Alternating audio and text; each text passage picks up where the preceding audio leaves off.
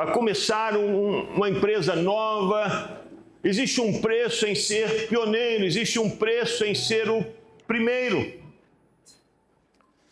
E do lado de fora as pessoas podem olhar para esses pioneiros, para esses primeiros e imaginar, são tão bem-sucedidos. Mas somente essas pessoas que se tornaram as primeiras da sua família a fazerem algo, somente essas pessoas sabem o peso de ser o primeiro. E o primeiro livro de Samuel nos conta a história de um homem que foi exatamente isso. Ele foi o primeiro. E o primeiro livro de Samuel nos ajuda a entender o preço de ser o primeiro. Mas nós não entendemos o primeiro livro de Samuel se nós não entendemos o contexto do primeiro livro de Samuel. Eu imagino que todo mundo aqui gosta da Bíblia, né? Amém? Amém. Graças a Deus. O primeiro livro de Samuel foi escrito no contexto do livro de Juízes. O último versículo de Juízes diz que não havia rei em Israel e todo mundo fazia o que se dava na cabeça. Todo mundo fazia, cada um fazia o que achava mais certo. Esse é o contexto de 1 Samuel. É o contexto do livro de Juízes. As pessoas faziam aquilo que elas achavam mais certo, porque não havia referencial, não havia modelo, não havia nenhum rei em Israel. E o livro de Juízes, eu imagino que você conheça como ele funcionava. O povo de Israel estava sendo oprimido pelos inimigos, e aí eles clamavam a Deus por um juiz, Deus levantava um libertador, esse homem livrava o povo de Israel dos inimigos, vivia um tempo de paz, aí o povo se esquecia do que Deus havia feito, aquela primeira geração não cuidava da segunda geração, a primeira geração não discipulava a segunda geração, os pais não acompanhavam os filhos, eles se esqueciam de Deus, e de repente os inimigos atacavam novamente Israel. Eles viviam debaixo de opressão, aí eles clamavam a Deus por socorro, Deus da misericórdia levantava um libertador, esse homem livrava Israel, o povo permanecia fiel a Deus enquanto esse homem vivia, mas quando ele morria, porque ele não ensinava a geração seguinte, o povo se esquecia de Deus, e Deus o entregava nas mãos do inimigo, e eles clamavam por socorro de novo. Esse é o contexto de Juízes e esse é o contexto de 1 Samuel. Tanto que o primeiro livro de Samuel começa com a história de 2 juízes. Vocês se lembram quais foram os 2 juízes que estão no primeiro livro de Samuel? O primeiro deles se chamava Eli. Eli repetiu o mesmo padrão que foi seguido pelos líderes de juízes. Ele era um homem bom, mas ele não havia conseguido discipular os filhos. Samuel nos diz, o livro, que os filhos de Eli eram homens malignos. 1 Samuel 2,12. Não se importavam com o Senhor. Eles roubavam as ofertas, deitavam com as mulheres na porta do templo, desprezavam o culto a Deus. Eli sabia disso e não fazia nada. O padrão estava se repetindo, ele era sacerdote, homem de Deus, mas dentro de casa ele era um nada, ele era um fracasso.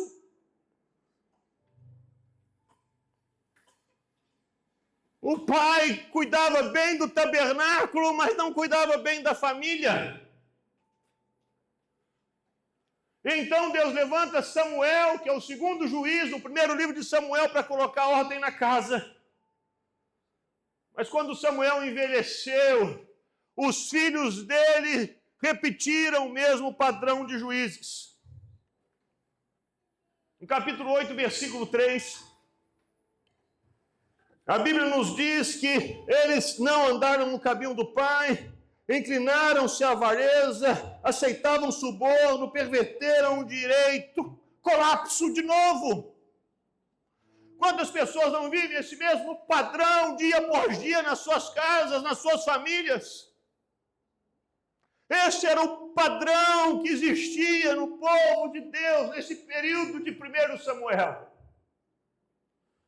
O homem que havia sido discípulo fiel a Deus, que era Samuel, não conseguiu transmitir isso aos filhos. Mais uma vez, o povo estava vivendo um colapso espiritual.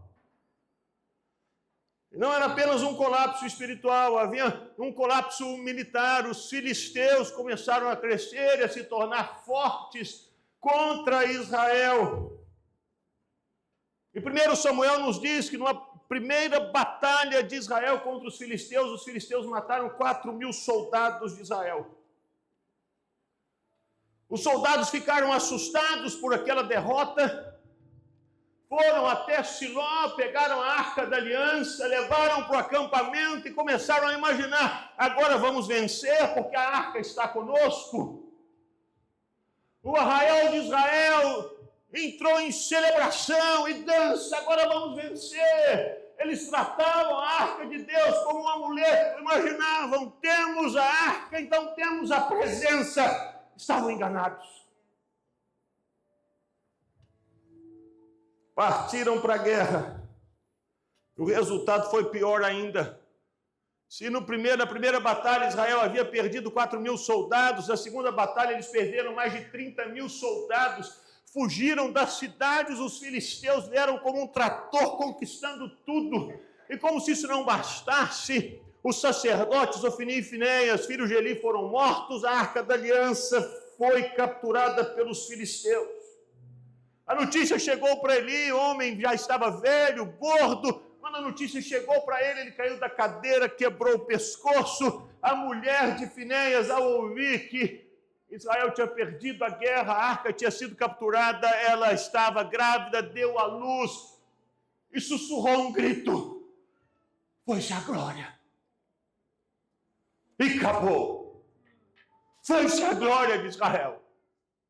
Acabou tudo. Agora foi embora. Os filisteus roubaram a arca, o santuário de Deus de Siló foi destruído, as cidades israelitas foram conquistadas, várias guarnições do exército filisteu foram estabelecidas no meio do povo de Israel. Acabou! Foi-se a glória! E é nesse cenário de colapso espiritual, colapso social, econômico, militar, território ocupado do lado de fora, glória perdida do lado de dentro, liderança falida, povo humilhado. Foi nesse contexto que os anciãos foram até Samuel e disseram para Israel: você está velho, seus filhos não andam no seu caminho, nós queremos um rei que nos governe. O povo havia chegado no limite.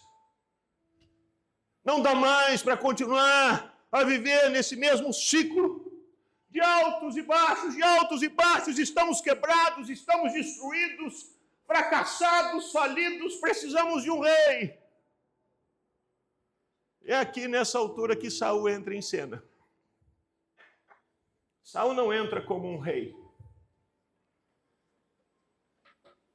Saul era um homem comum. A Bíblia nos diz que ele era filho de Quis, da tribo de Benjamim, e que estava executando uma tarefa doméstica pedida pelo pai. Ele estava procurando as jumentas que haviam se perdido. Não havia em Saul, não essa cena, nada que falasse de grandeza, de poder, de ambição. Não! Era um jovem cumprindo uma tarefa doméstica, que estava perdido no interior de Israel. E quando Samuel se encontra com Saul, ele diz para Saul que Saul seria o novo líder de Israel. A resposta de Saul mostra quem era esse homem. No capítulo 9, versículo 21, Saul responde: por acaso não sou um benjamita, da menor das tribos de Israel? Não é a minha família a menor das famílias da tribo de Benjamim? Por que você me fala desse jeito? Eu sou o menor. Não havia no coração de Saul nenhuma ambição. Não havia nenhuma vaidade. Não havia nenhuma busca por poder. Não havia sede por posição. O que havia em Saul era surpresa. Eu sou o menor da minha família, a minha família é menor das tribos. Quem sou eu? Samuel unge Saul em particular. E depois em Mispa, quando todo o povo de Israel se reúne, Samuel disse, olha, existe um rei, Deus escolheu um rei. Aleluia.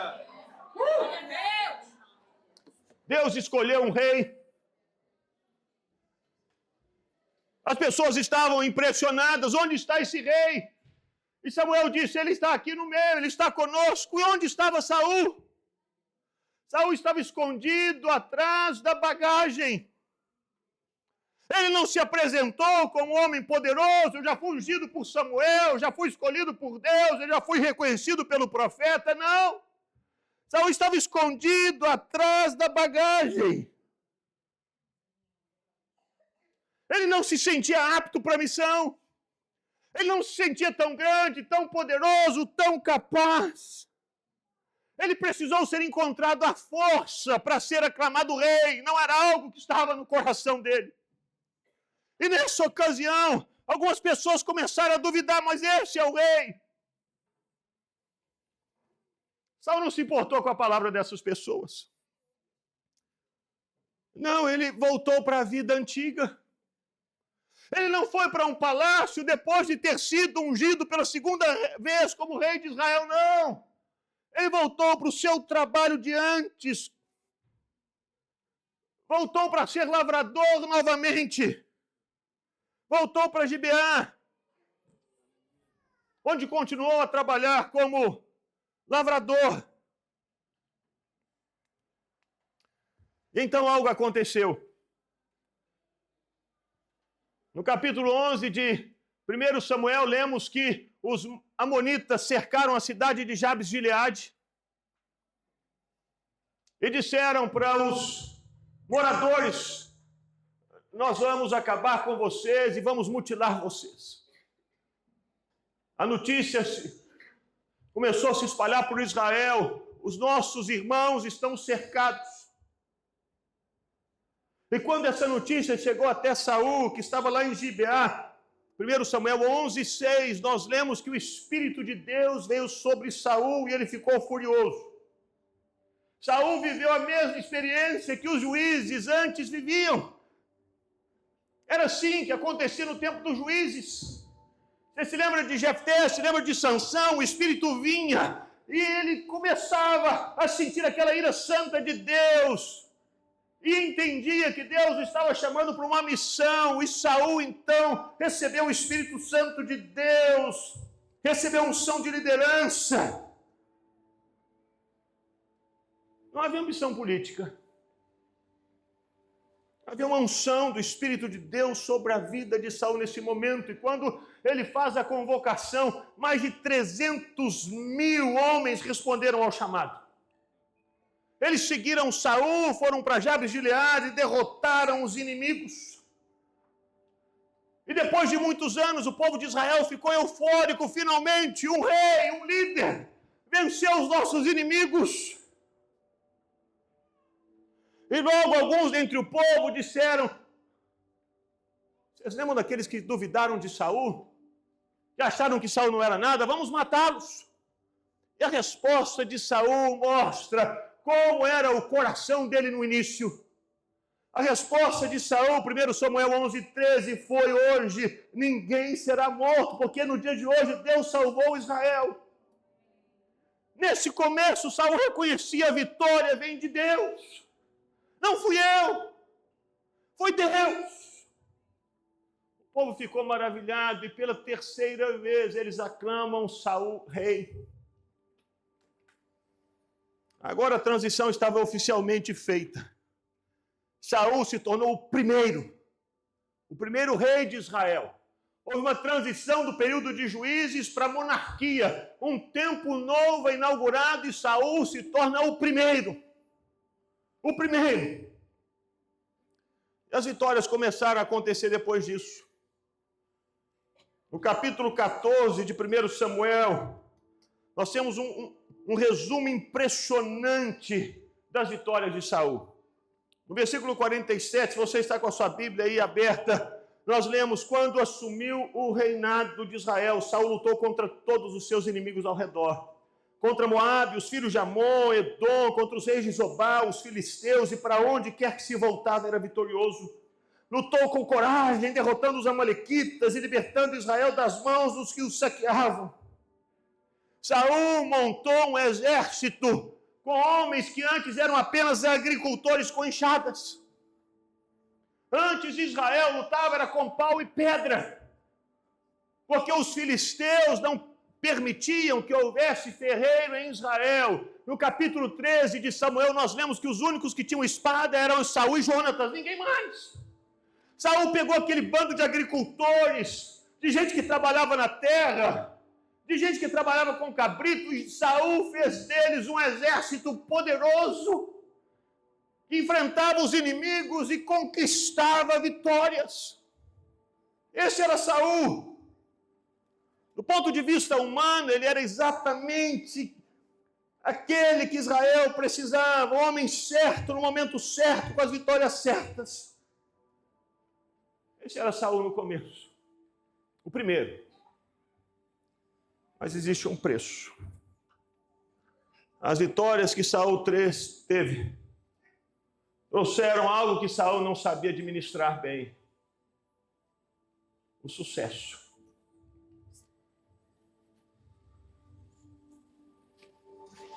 O sucesso começou a mudar o coração de Saul. O coração de Saul começou a ficar orgulhoso. O primeiro sinal veio em Gilgal. Saul estava acampado, os filisteus estavam ordenados para a batalha. Samuel havia dito para Saul claramente: Saul, espere 7 dias que eu vou chegar para oferecer os sacrifícios. Saul esperou um dia, esperou 2 dias, esperou 3 dias, esperou 4 dias. Cadê Samuel? Esperou 5 dias. Cadê Samuel? 6 dias, Samuel não apareceu. Então, no 7º dia, Saul decidiu fazer o que ele não deveria fazer, porque não era atribuição dele.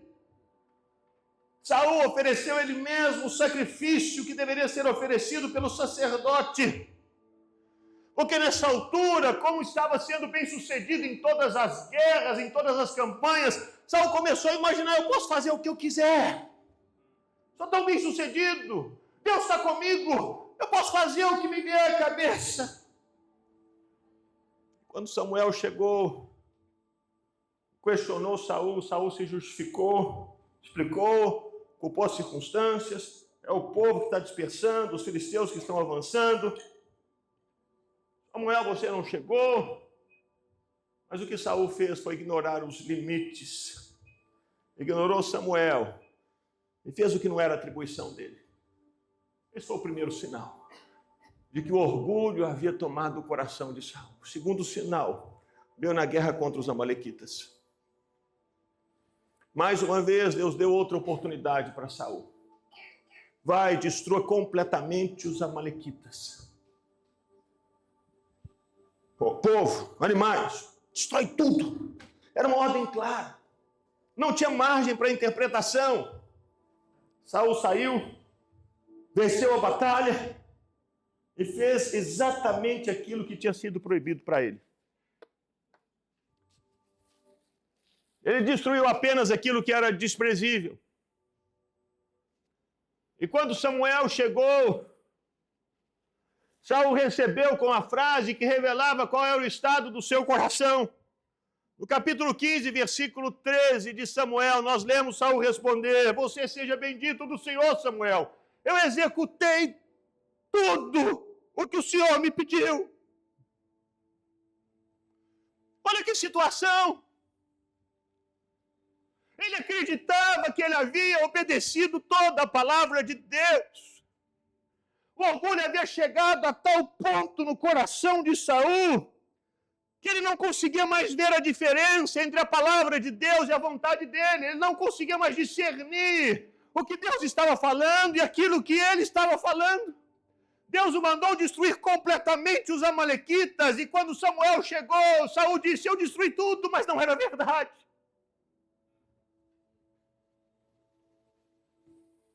O orgulho havia chegado num lugar perigosíssimo no coração de Saul. Ele começou a imaginar que tudo aquilo que ele pensava, tudo aquilo que ele fazia, tudo aquilo tinha um aval de Deus, a chancela de Deus, a aprovação de Deus. Ele começou a confundir a palavra dele com a de Deus, o desejo dele, como se fosse o desejo de Deus.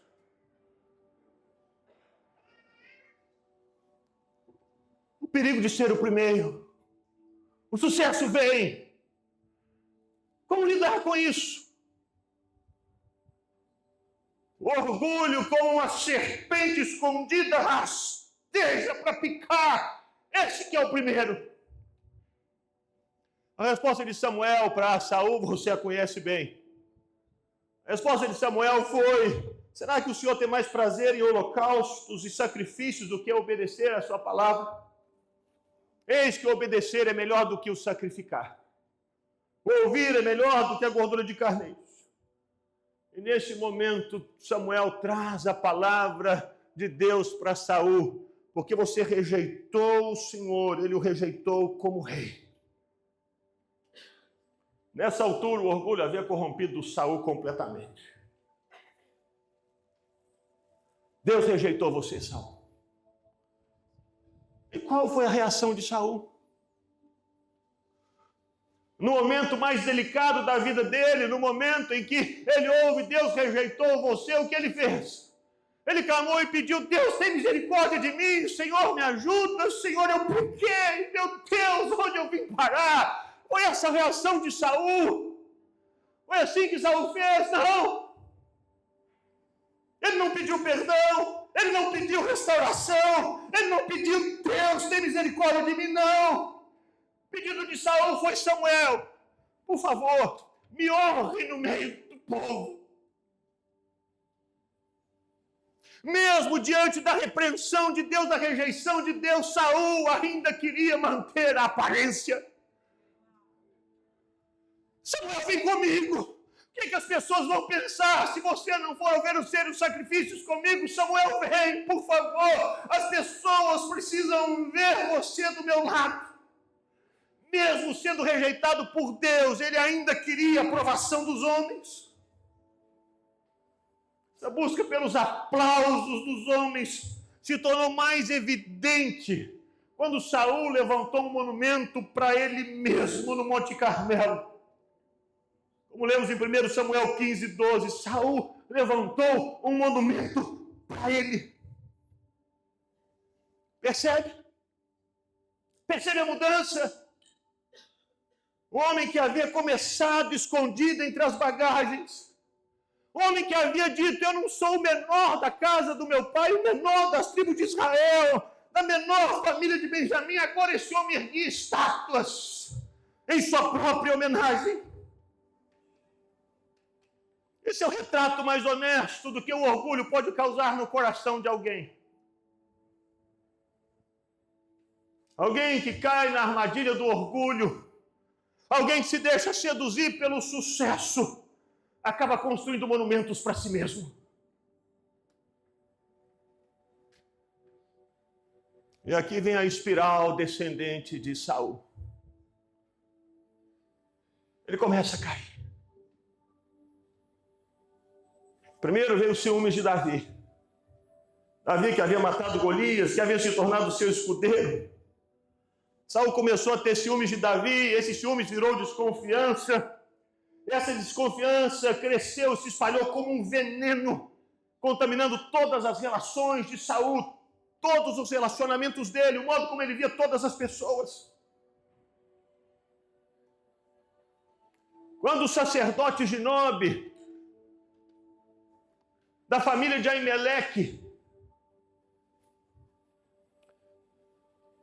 ajudaram Davi, que era o escudeiro do rei, Saul ficou sabendo disso. Ainda que Aimeleque não sabia que Davi estava fugindo de Saul, Saul ficou sabendo: Aimeleque, você ajudou o meu traidor. Aimeleque disse: Saul, ele não é o genro do rei, ele não é o comandante do rei. Saul, eu sempre fiz o que eu fiz, só o que eu sempre fiz.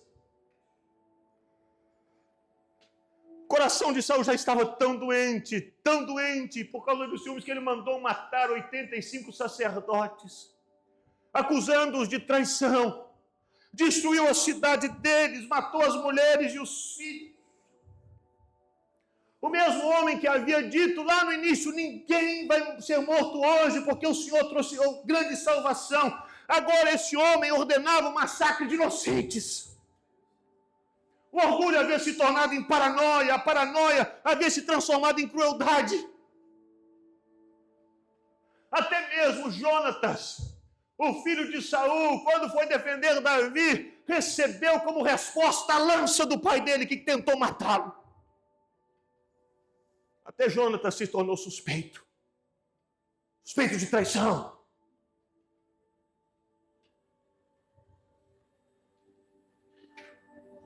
O homem que havia começado construindo um reino, um coração quebrantado, humilde, de servo, quem sou eu? Agora tentava matar o próprio filho.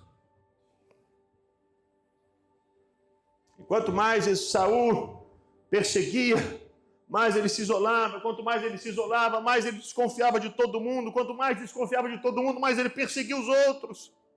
Era um ciclo que parecia interminável. Até que Saul chegou a um ponto em que já não ouvia mais ninguém. Deus havia se calado, Samuel estava morto, Jonatas havia se afastado, os sacerdotes tinham sido massacrados, os profetas não respondiam. O texto nos diz que o estado final de Samuel 28:6, é que ele consultou o Senhor, mas o Senhor não lhe respondeu nem por sonhos, nem por Urim, nem pelos profetas. Havia silêncio total. Total. E foi nesse silêncio que Saul tomou a decisão mais desesperada da vida. Ele se disfarçou, saiu à noite, às escondidas, como um fugitivo, e foi procurar uma mulher que evocava mortos em Endor. O homem que havia sido ungido por Samuel agora procurava uma necromante para receber orientação para a vida. O rei que havia expulsado os médiuns de Israel agora estava atrás de uma médium. E por fim, o homem que havia começado com o Espírito de Deus, com a unção do Espírito de Deus, ele termina prostrado no chão, na casa de uma feiticeira, às vésperas da sua morte. E no dia seguinte, na batalha do Monte Gilboa, os filisteus mataram Jonatas, mataram os outros filhos de Saul. Saul foi gravemente ferido, pediu ao seu escudeiro que o atravessasse com a espada para não cair na mão dos filisteus. O escudeiro se recusou e Saul cai em cima da própria espada. O primeiro rei de Israel. O primeiro rei de Israel morreu sozinho, no campo de batalha, sem Deus, sem Samuel, sem seus filhos, sem seus aliados. Ele pagou um preço muito alto. É o preço mais alto que um pioneiro pode pagar. O preço de ter desperdiçado o que havia recebido. Ele não soube lidar com o sucesso.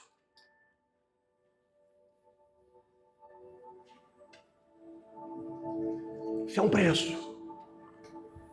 Você é alguém que começou algo novo. Saiba, sua família vai te aplaudir, seus amigos vão te aplaudir, seus companheiros vão te aplaudir, seus colegas vão te aplaudir, eles vão te elogiar. E a Bíblia diz que o homem é aprovado pelos elogios que recebe. E Saul não soube lidar com isso. O final da vida de Saul foi de desconfiança, e de isolamento, e de silêncio total de Deus. Será que a história poderia ter sido diferente?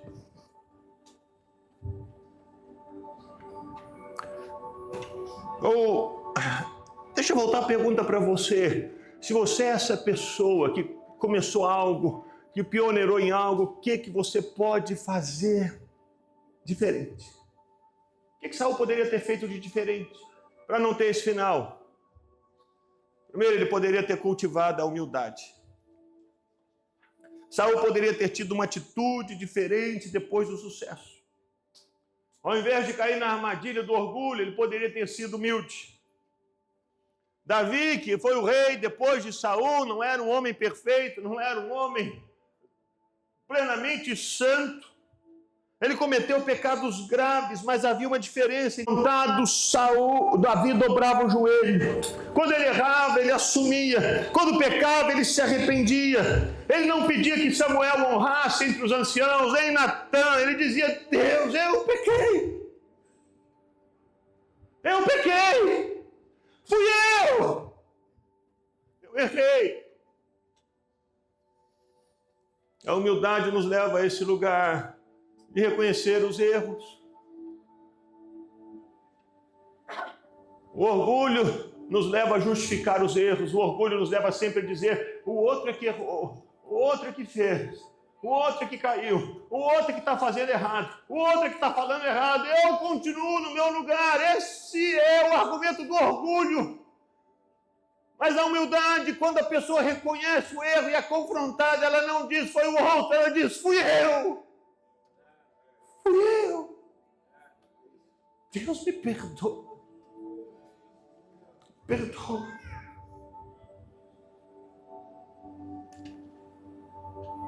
Para não cairmos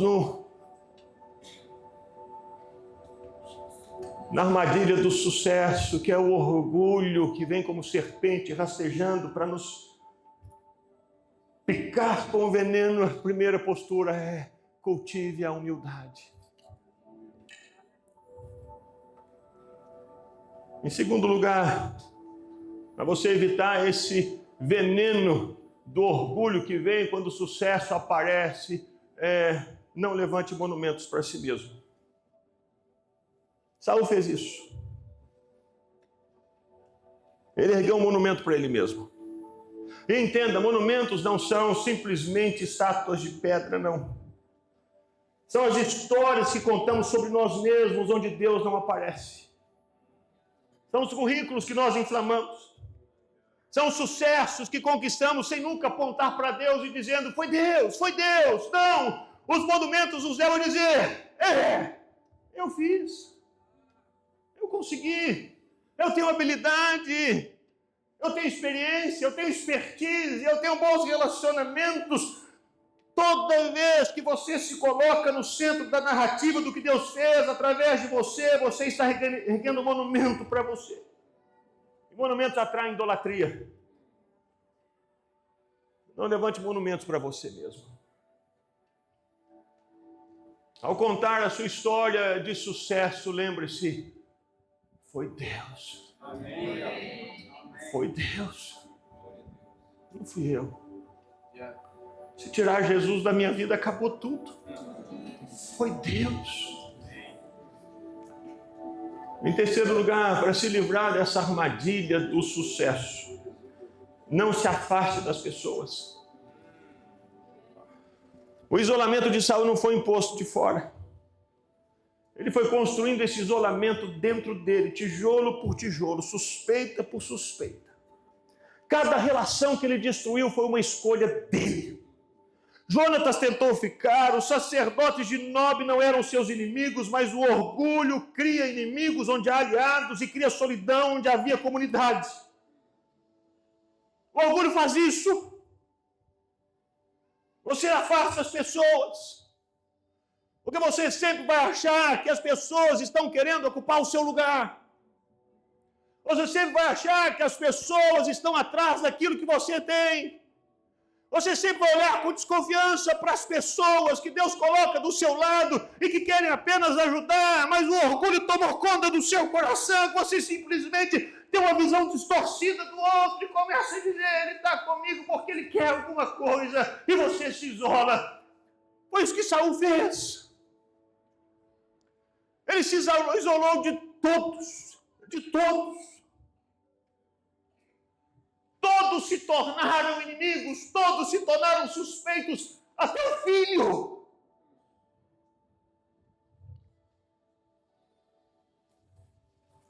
Se você começar a olhar para as pessoas imaginando que todos são traidores, cuidado.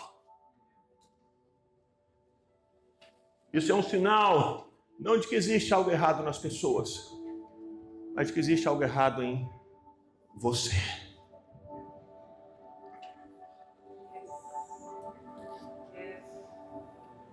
Quarto lugar, reconheça que cada pessoa tem a sua função. Saul não conseguiu aceitar que Davi tinha um papel.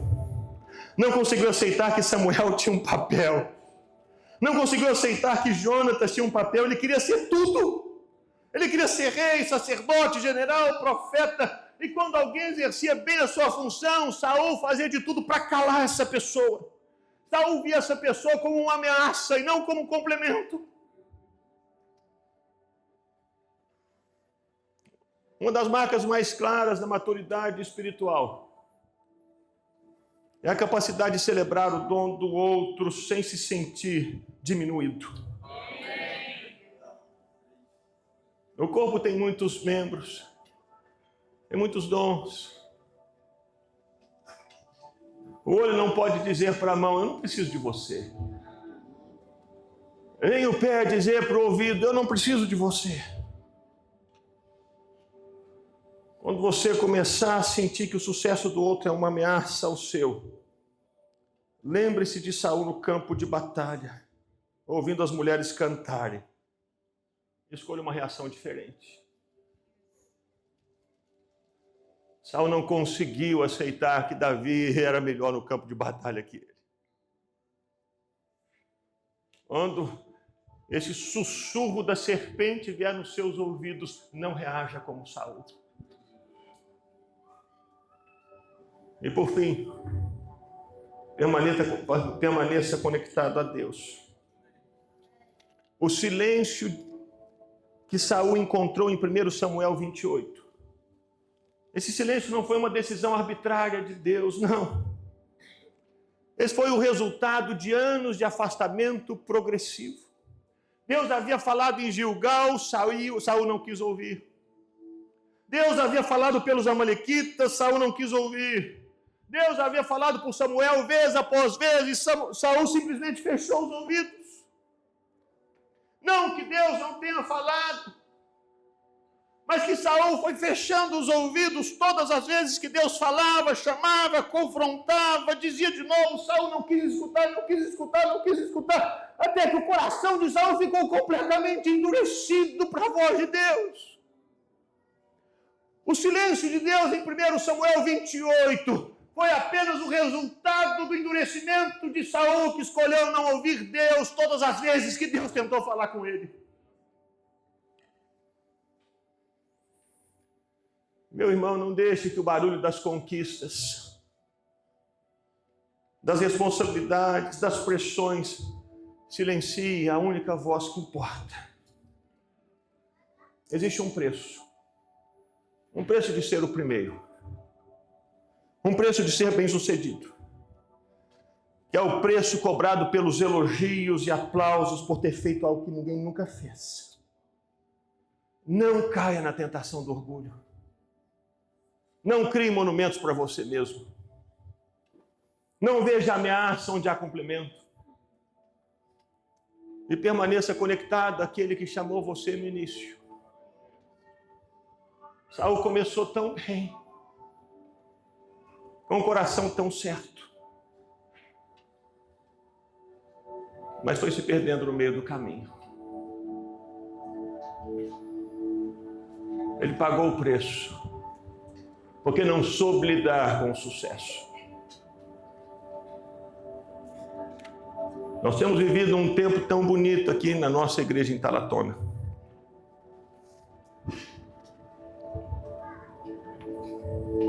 Nós temos vivido um tempo tão bonito na nossa igreja em Angola. Tantos avanços, tantas conquistas, tantas vitórias, tantos novos caminhos abertos. Deus nos tem dado o privilégio de fazer coisas novas aqui em Angola. Ontem estávamos visitando uma aldeia perto de Bié, entre Bié e Uambo, ali no meio do povo dos Guenguela, sem igreja, sem nada. Deus nos deu o privilégio de chegar lá. Deus nos tem dado o privilégio de, como igreja, ver aquilo que Ele tem feito na Atos, na ONG Atos, Um projeto de transformação social extraordinário que Deus quer fazer reproduzir em toda a África.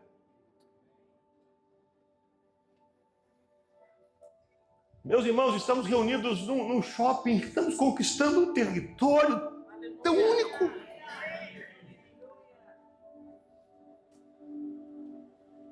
Existe um preço.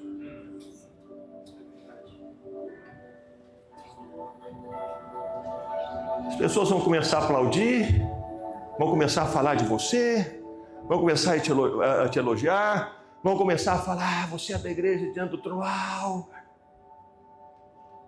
Cuidado. Cuidado. Para que não levantemos monumentos para nós mesmos, dizendo assim, eu tive a visão, eu levo um jeito para isso, realmente eu sou capaz. Cuidado. Que nunca nos esqueçamos de que é Deus. Só Deus.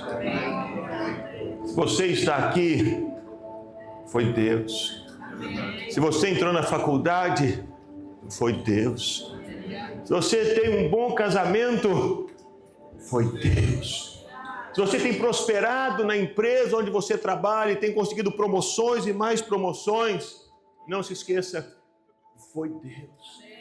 Se você tem prosperado financeiramente e o que você recebe hoje é 100 vezes mais do que você recebia no início, você reconheça, foi Deus. Foi Deus. E quando você tropeçar e cair, não aponte o dedo para os outros. Reconheça e diga, Deus, tem misericórdia de mim. Deus, eu preciso de Ti. Deus sempre. Deus primeiro. Essa é a proteção contra o orgulho e nos cerca e nos tenta quando somos o primeiro. Que o Senhor nos abençoe. Vamos ficar em pé.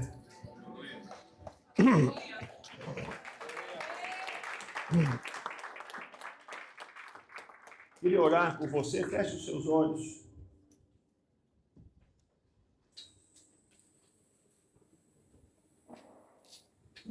E se em algum momento você ouviu Deus falar com você, Deus, eu estou sendo tentado nessa área, me ajude. Quem no seu lugar, eu não vou te chamar para vir à frente, no altar, não. Mas eu quero dar a você a oportunidade no seu lugar, colocar o seu coração diante de Deus e dizer, Deus, obrigado porque o Senhor me alertou. Obrigado porque o Senhor chamou minha atenção. Obrigado porque o Senhor veio ao meu encontro. Obrigado porque o Senhor não me deixou cair no precipício que eu não estava vendo, no buraco que eu não estava enxergando, na armadilha que estava escondida. Obrigado, Deus, obrigado, obrigado, obrigado, obrigado. Obrigado. E me perdoa, Deus, porque o meu coração começou a inchar, meu coração começou a inflar, meu coração começou a ficar tão cheio dentro dele mesmo. Deus, eu estava caindo. Ao ver as coisas tão lindas e grandes que o Senhor começou a fazer na minha vida, eu comecei a te tirar da equação, da minha vida, do meu discurso, das minhas palavras, comecei a bater no meu peito, comecei a dizer para mim mesmo, lá no secreto, você é tão bom, olha como você é capaz, Deus, me perdoa. Me perdoa por achar que o meu sucesso foi simplesmente obra do meu esforço. Me perdoa. Vou começar a imaginar que as minhas promoções foram tão somente resultado do meu trabalho. Me perdoa por ter tirado, ó Deus, da minha vida, do meu coração, das minhas palavras. Me perdoa, ó Deus, por te deixar de lado apenas nos domingos, me esquecendo do Senhor durante todos os outros dias da semana e achando nos outros dias da semana que era eu, que era somente eu. Me perdoa. Me perdoa, Deus. Me perdoa. Me perdoa. Alinha o meu coração ao teu. Ajuda-me a ver as pessoas maravilhosas que o Senhor tem colocado ao meu lado como aliados, como complementos, como gente que o Senhor está trazendo para me ajudar na jornada, para me abençoar no caminho. Oh Deus, tira do meu coração toda paranoia. Senhor, eu não quero ficar sozinho. Oh Deus, oh Deus, oh Deus, oh Deus. Eu quero ter o mesmo coração do início, do começo. O coração quebrantado, aquele coração que reconhece, que diz, Deus, eu tenho certeza, sou eu mesmo. Deus, eu não tenho condição. Deus, eu sou tão limitado. Deus, eu não vejo em mim essas habilidades. Oh Deus, nos dá esse coração que reconhece que somos apenas vasos de barro, que a glória vem do Senhor, que é o Senhor, que a riqueza é a tua presença na nossa vida, que a beleza é a tua presença na nossa vida, que o brilho, a luz, a glória, a tua presença na nossa vida. Somos apenas vasos. Não nos deixe esquecer disso, ó Deus, nos leva a esse lugar, nos leva ao começo, nos leva ao início, nos leva a essa posição novamente, ó Deus, que reconhece que tudo vem de Ti, que tudo é para Ti, é que das Tuas mãos é que recebemos todas as coisas, e que se prosperamos foi o Senhor, que se fomos bem-sucedidos foi o Senhor, se avançamos foi o Senhor, a glória do Senhor. Que isso não seja apenas música, que não seja apenas discurso, que não seja apenas palavras, que seja vida, seja realidade. E reconheçamos, é o Senhor, é o Senhor, é o Senhor, sempre o Senhor, sempre o Senhor, sempre o Senhor. E assim seja a nossa vida, ó Deus, assim sejam as nossas conversas, assim sejam os nossos relacionamentos, assim sejam as nossas palavras, assim seja a nossa postura. É o Senhor, é o Senhor, é o Senhor, é o Senhor, é o Senhor, é o Senhor. Oh Deus, Deus, Deus, Deus. Oh Deus, obrigado por essa oportunidade que o Senhor nos dá de voltar ao começo, de voltar ao início. O Senhor é tão bom, o Senhor sempre nos traz de volta, porque o Senhor nos ama, o Senhor nos traz de volta, porque o Senhor nos quer bem, o Senhor nos traz de volta. Porque o Senhor se importa conosco, o Senhor nos traz de volta. Obrigado, Deus, obrigado. Obrigado, obrigado, obrigado, obrigado. Te agradecemos, precisamos de Ti, Senhor. Precisamos de Ti, Senhor, precisamos de Ti.